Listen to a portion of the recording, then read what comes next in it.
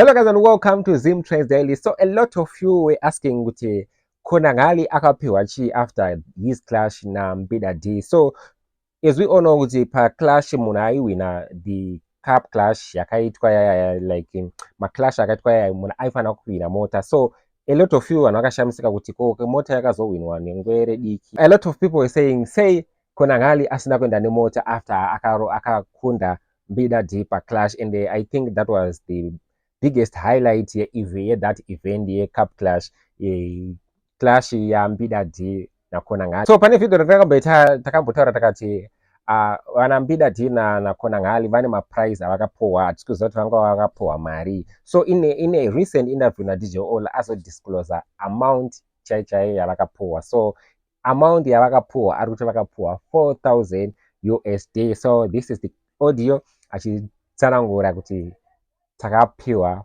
4,000 USD. Saka wafana wakaclash kakushaka topinda after clash apana watora chi mota yawo ndangota imkuruti president utapiwa ma president takapiwa nemkumu watenda ma prize mama kawira na makapiwa ayo takapiwa saka win or lose zasna basa sisi basa ingori kukuvanhu maizo ngono chimhanya but kunyi marinyi makatora because mafans mazhinji angawinga nyaya yoyo saka tano tikasaenda futi azviiti taisingaiti taitenge tikudirira futi mafans. So makapiwa mari pa prize yin vakatibuditsira tidi kushora how much was it? momwe aikwana singiri nayo. No, tukita next time mwana anda kuinspire go and next time no clash up kule big rakadai, so something like that. How much was it? Okay, akabuditsa ma 4,000 per moon. Abuditsa to. Wow.